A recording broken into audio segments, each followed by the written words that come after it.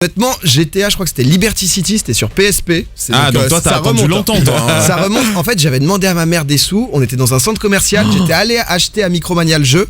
Je suis sorti. Elle a vu que j'avais acheté GTA. On est retourné. Elle a inventé. Ah, elle l'avait rendu et tout. J'étais en mode, ok, trop mal. Dommage, le plan a échoué. Dimanche 20h, Domingo Radio Stream sur Énergie. On est tous très sollicités en ce moment, c'est la Paris Games Week.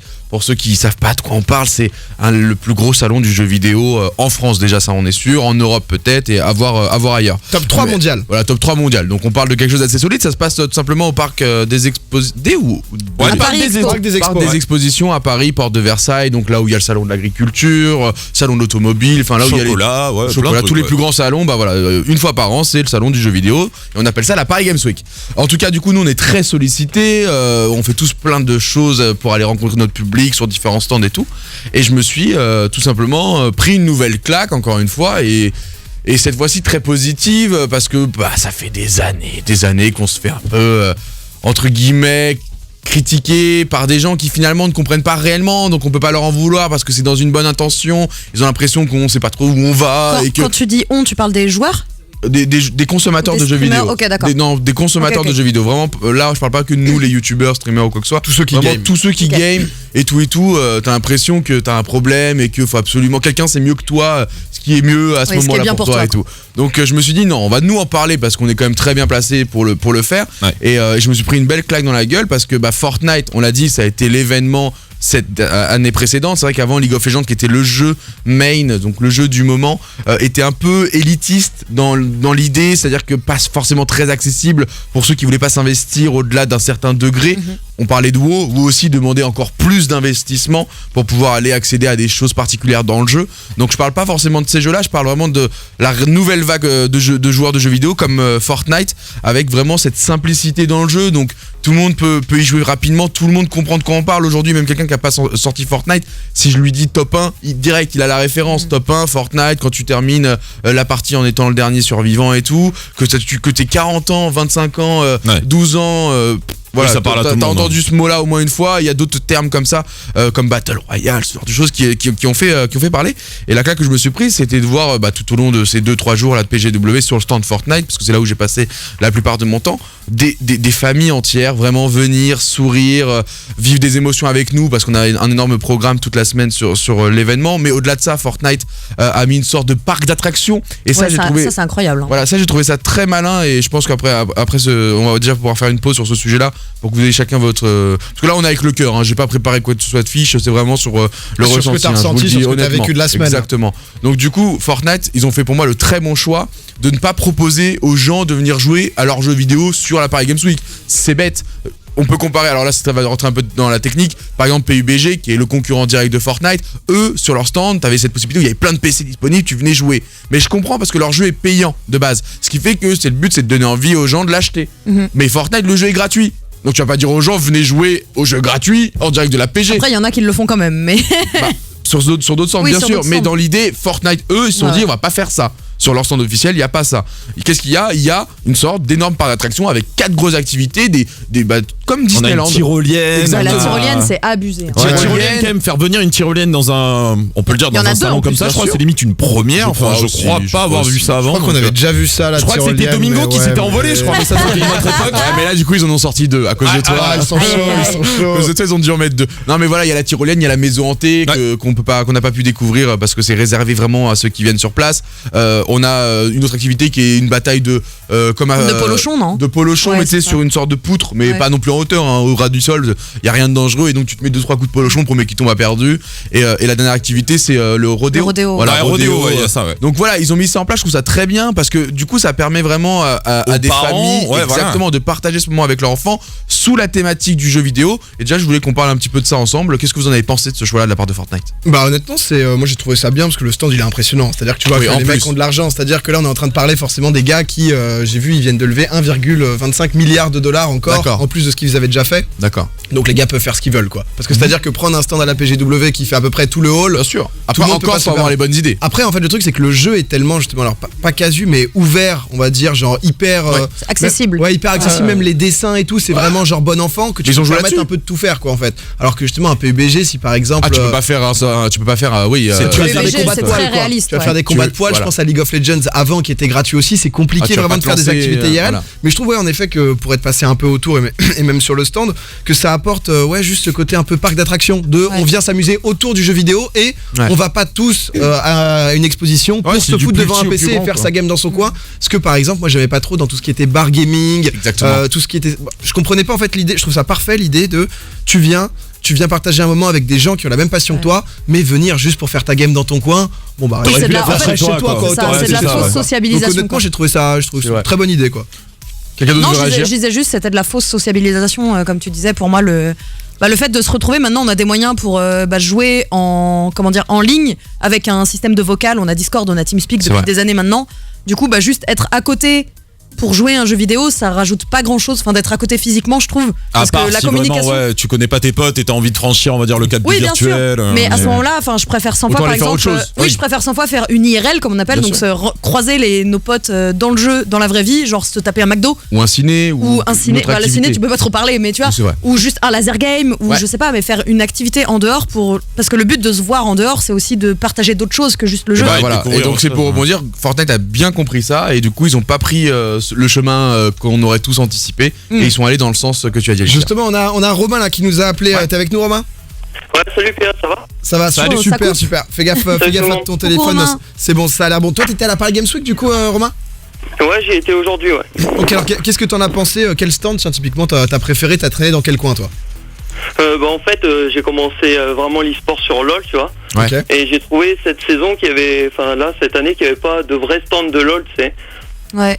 Parce qu'il y a eu la demi-finale de Fnatic là. Ah bah ça c'est fou, ils ont écrasé C9 et à part sur le stand Fnatic, il n'y a pas eu de grand écran géant comme les autres années.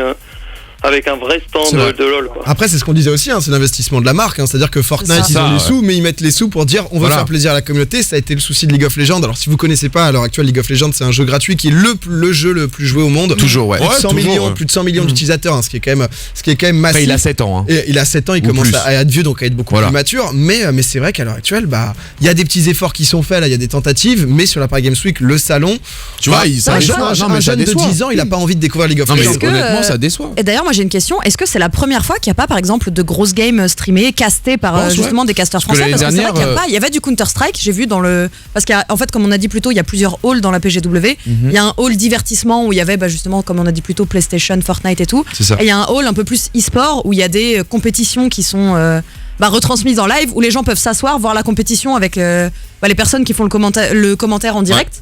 Et c'est vrai que toutes les années précédentes, il y avait du League of Legends, et cette année, j'ai pas l'impression qu'il y en avait, alors qu'il y avait tous les autres jeux. Il y avait Solari qui faisait un truc, donc Solari qui est une web TV, justement, qui faisait une cup, qui stream sur Twitch, qui faisait une cup, donc il rediffusait ça, mais c'est vrai que on sent que ça a un peu manqué, et même dans l'ensemble, il y avait beaucoup en fait de stands d'informatique, c'est-à-dire pour citer pas mal de marques, LDLC, Matériel.net et tout, qui du coup faisaient des games juste sur Fortnite, typiquement les différents jeux, mais sans vraiment de plus-value, où il y a un petit plus comme le stand de Fortnite où tu vas à la Paris Games Week, mais tu vas faire de la tyrolienne quoi. Voilà, donc du coup, on a installé ça. Donc le stand de Fortnite a fait ce choix du coup de faire ce parc d'attractions, mais à côté ils ont fait confiance aussi à des gens installés dans le milieu pour proposer une sorte de spectacle de show pendant 5 jours, donc de vendredi qui était le début de la Paris Games Week à mardi prochain.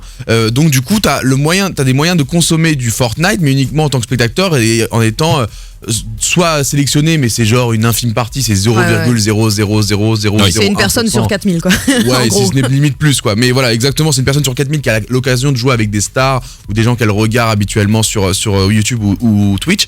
Mais il y a vraiment ce côté, du coup on a envie de faire un show pour encore permettre aux gens, et en plus ils ont été super malins parce qu'ils ont même fait ça, ils ont mis des écrans mais c'est pour ça que je vous dis ils sont smart de ouf, ils ont mis des écrans retour mais partout pendant que tu fais la queue pour l'activité. Oui, tu peux regarder et consommer le spectacle. Comme ça, tu t'ennuies pas dans la queue et tu restes. Ouais, ça c'est bien. C'est vrai que pour le dire, franchement, la Paris Games Week, oui, c'est un bon événement, mais par contre, quelquefois, en tout cas, si moi je devais y aller de ma propre personne, c'est vrai que faire 2 heures quelquefois pour des queues, c'est pas dingue. Alors que là, c'est vrai que là, au moins, tu peux suivre un petit peu le gameplay, tu vois, genre tu regardes ce qui se passe. Je pense justement pour rebondir sur ce que vous dites, ils ont compris aussi la Paris Games Week qu'il y a beaucoup de, on voit quand même qu'il y a une population des 25+ qui est quand même moins présente. C'est-à-dire que par rapport au fur et à mesure des années, je vois dans la globalité, pas que les gens qui viennent nous voir.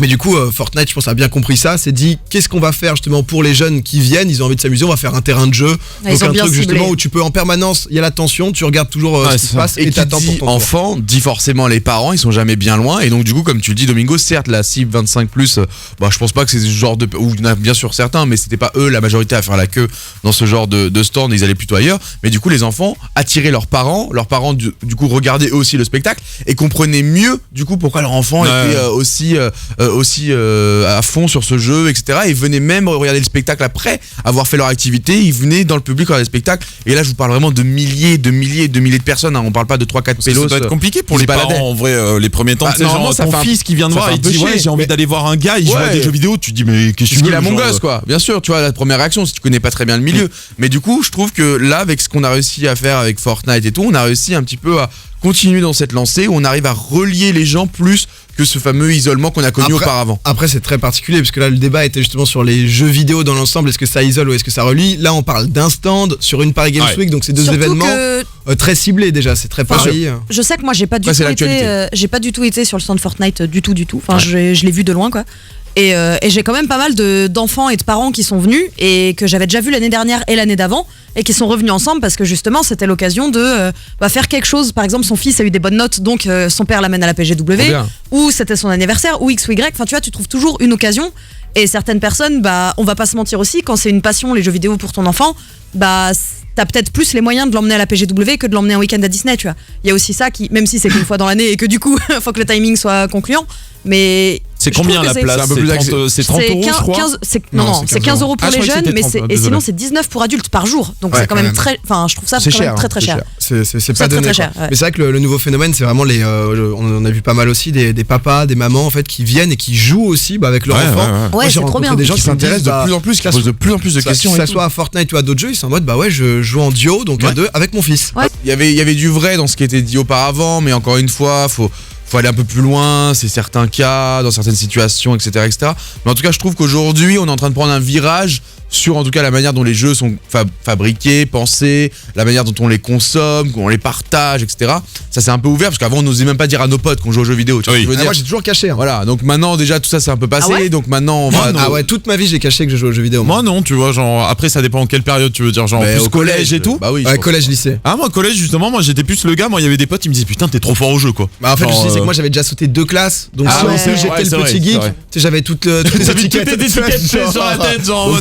Moi j'avais un petit peu ça aussi, dès que je disais que je jouais c'était genre t'es trop une geek. Mais yes, donc trop bien. Du coup tout ça c'est un peu passé, maintenant on a cette chance, la nouvelle génération est beaucoup plus on va dire connectée avec tout ça, mais il y a toujours ce décalage avec les plus vieux d'entre nous, je pense plus années peut-être 70, peut-être 60, 80 max, et encore 80. Ouais, 80 t'as commencé à consommer du jeu vidéo plus, quoi. Années 50, 60. Moi je vois mes parents sont de 60, tu vois, genre. Ça veut dire que t'as 70 ans. Quoi? Années 60 veut pas dire que t'as 60 ans, si jamais. 40, années 60, ça veut dire quasiment 2020, t'as 60 piges quoi.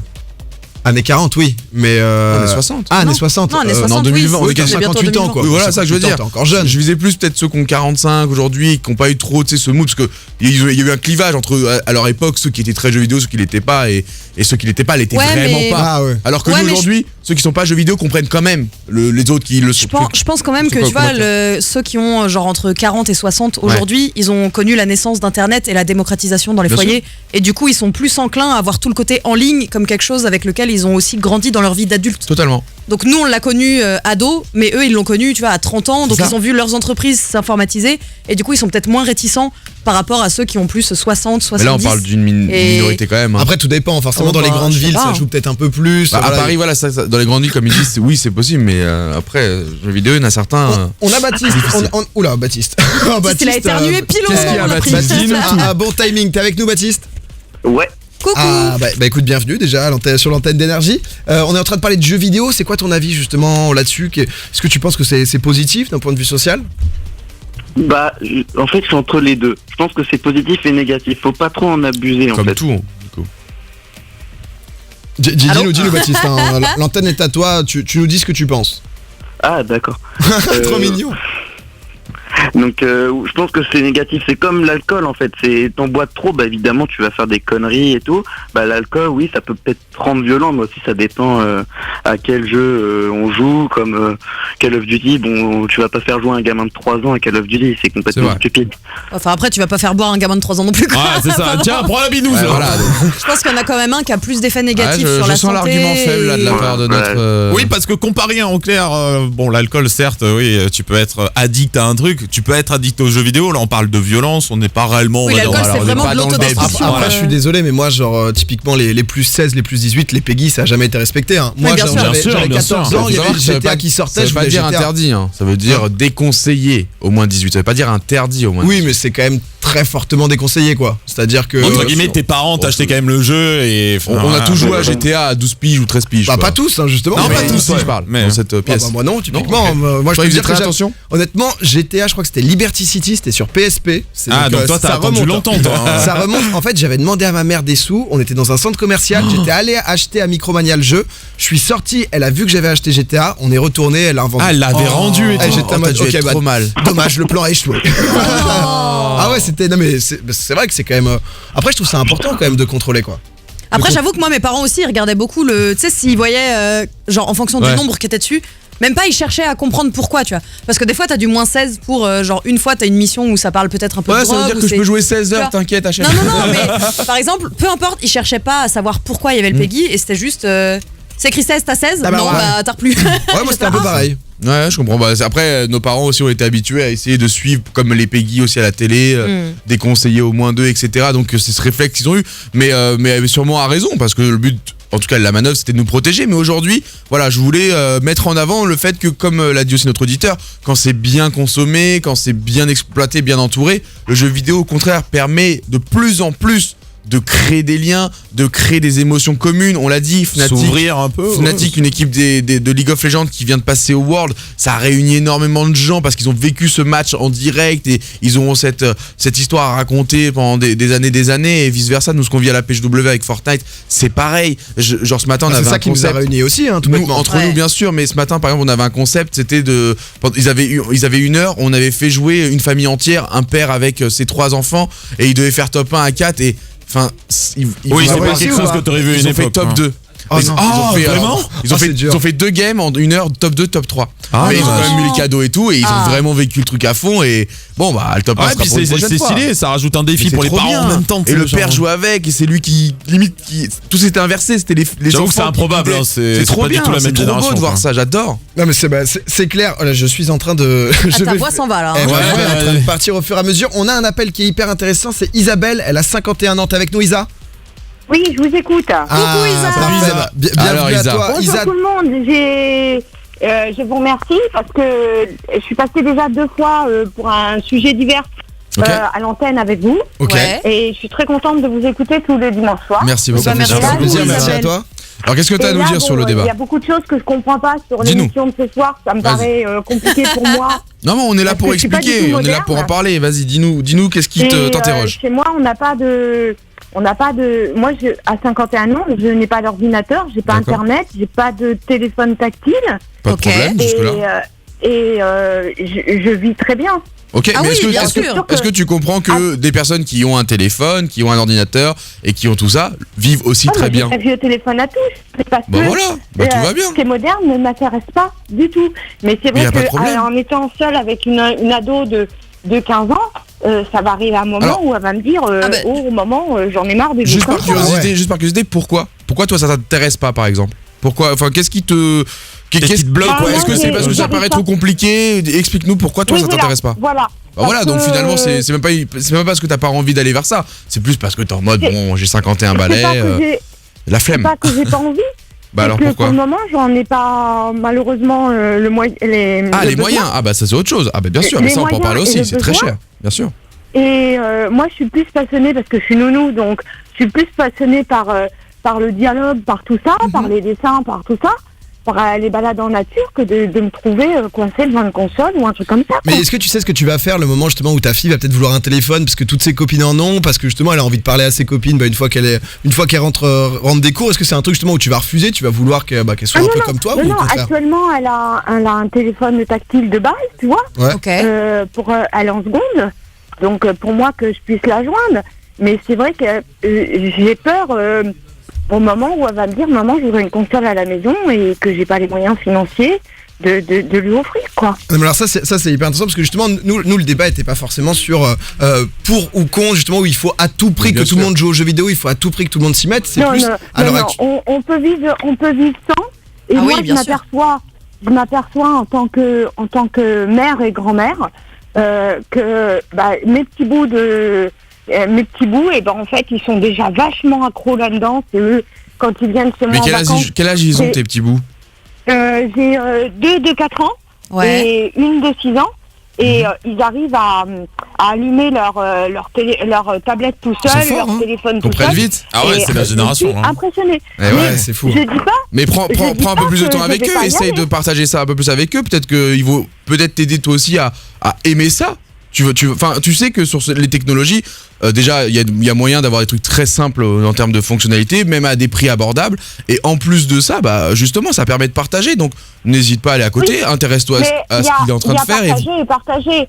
Il y a partager un petit moment, mais moi je m'aperçois que les tout petits sont déjà accro après c'est pas nouveau, ça va réguler aussi. C'est pas nouveau qu'il faut mettre des limites aux enfants. Enfin après, ça je pense qu'on n'a pas attendu d'avoir un téléphone en main pour se dire c'est un enfant, il va falloir lui dire que là faut arrêter. Sinon il traverse au feu vert, sinon il se brûle avec le feu, etc. En fait le fait est que c'est vrai qu'il y a une addiction aux écrans qui est flagrante, qui a été prouvée, etc. Mais tu vois par exemple moi la comparaison que j'ai quand j'étais petite où j'ai grandi en jouant au Polly Pocket, au Barbie, à ce genre de trucs. Polly Pocket, c'était bien. Mais quoi, c'était trop bien les Polly Pocket, c'est quoi? Depuis tellement longtemps. Tout le monde était énervé. Non mais tu vois j'ai grandi avec je faisais genre le salon de thé avec mes peluches, ce genre de trucs. Et je pense que j'avais l'espèce de même addiction au divertissement en fait, purement. C'est-à-dire que quand ma mère venait me voir et disait lâche tes peluches, on va manger, j'étais là mais attends, j'ai pas fini mon salon de thé. Et je pense que c'est quelque chose que j'ai répété après un petit peu plus tard avec la Game Boy, avec la fameuse excuse de mais je ne peux pas sauvegarder là. Comme on tous fait. Et tu vois c'est quelque chose je pense qui est très très générationnel et du coup je peux comprendre aussi que toi ça te touche pas parce que forcément si t'as pas et il y a aussi les moyens financiers, c'est vrai qu'on l'oublie très souvent. En vrai c'est dur la technologie. Pour le moment mais j'ai envie d'apprendre OK. Oui mais c'est bien que tu sois pas réfractaire. C'est trop cool. Mais oui. Mais pour le coup toucher un ordinateur j'ai vraiment envie d'apprendre. Je lui mets Candy Crush dans les mains. Isa, tu vas venir ici, on va te coacher, t'inquiète pas, on va tout apprendre. Comme ça, tu pourras retrouver ta fille et tu vas dire écoute, je sais faire, je vais t'expliquer. Je suis la boss. Non, mais au-delà de ça, vraiment, bien sûr que on le répète, il faut cadrer avec les plus jeunes. Ça peut être dangereux si c'est mal entouré, mais ça part c'est bien évidemment pour moi, c'est de la logique pure, c'est du bon sens en soi. Mais au-delà de ça, à partir d'un certain moment, et quand c'est plutôt bien fait, au contraire, ça permet de relier les gens avec moins que rien, entre guillemets. En étant dans une maison avec un téléphone, tu peux t'amuser sur 10 000 choses différentes avec ton enfant, alors que t'as pas forcément les moyens de l'amener à tel endroit, ici ou là. Après, c'est bien d'alterner aussi des balades en forêt, ce genre de choses. Mais totalement. Mais on n'a jamais dit c'est pas tout ou rien, quoi. Mais bien sûr. Je préfère quand même les moments de balade, comme disait la jeune femme, votre collègue. C'est moi. Et les jeux, c'est rien. Ouais, bien sûr, mais tu vois, là, ce côté, je pense que par exemple, peut-être que ta fille, elle préfère l'autre chose. Voilà, parce que c'est plus générationnel. Du coup, le mieux, c'est d'alterner. Elle a raison, Alicia. Oui, voilà. Non, mais je pense qu'on est à peu près d'accord justement. Quand j'aurai les moyens. Oui, voilà. Et il y a aussi un autre truc sur lequel je voulais rebondir à propos. Après les moyens, on t'en voudra jamais. C'est totalement ça. Et il y a aussi un truc où, par exemple, on parle de moyens. Moi, je sais que mes parents, quand j'étais petite, ils m'avaient acheté une Game Boy parce que je les saoulais et que il y a aussi mon grand frère qui en avait une et du coup, ils étaient un petit peu obligés de céder. Ouais. Et c'est vrai que du coup, j'avais cette espèce de notion de l'argent où c'était genre, c'est soit tu fais, je sais pas, de l'équitation ou du patin ou peu importe un sport. Soit tu as tu vois, genre choisir entre des divertissements parce que t'auras pas les moyens de mener tous les divertissements et du coup bien faire comprendre justement que ça a un coût et que si t'as l'un tu peux pas avoir l'autre. Ouais. Non mais c'est très intéressant. C'est compliqué un enfant d'expliquer ça. Souvent on parle parce qu'on a tout ça et mais voilà on se met pas forcément à la place. Tout le monde à l'heure actuelle n'a pas forcément d'ordinateur et tout, mais je pense que dans l'ensemble on est d'accord Isabelle, c'est-à-dire juste sur le fait de Il n'y a pas obligé d'avoir tout ou rien, c'est-à-dire que juste les deux peuvent s'accepter. Justement, c'est bon. Enfin, faire que du PC ou faire que du gaming, si vous faites aucun sport à côté, ça sera mauvais pour votre santé. Ça carrément. Et t'inquiète pas, Isabelle, quand tes petits bouts de 4 ans sont plus d'1 heure ou 2 heures sur leur téléphone et que tu les engueules, on est totalement d'accord avec toi. On te soutient, Isabelle. De le faire, mais faut pas être non plus trop strict. Je les engueule. Je les dirige plus pour un jeu de société ou une balade en forêt. Eh bah parfait. Voilà, c'est parfait. Voilà l'équilibre. En tout cas, c'était super, Isa, justement, de nous avoir appelé parce que nous, notre but quand on fait des débats, c'est aussi d'avoir des gens qui pensent pas forcément comme nous pour élargir un peu élargir le débat. Donc, parce que nous, on est les Panam Boss, quoi. On est parisiens, on est là. Nous, on est dans notre petit truc, on est à fond dans le gaming et tout, et c'est vrai que c'est super. Merci beaucoup, Isabelle. Bon, je vous embrasse et puis à dimanche prochain. Salut, Isa. Domingo, Alicia, Douag, Zonk. Tous les dimanches, 20h minuit, sur Énergie.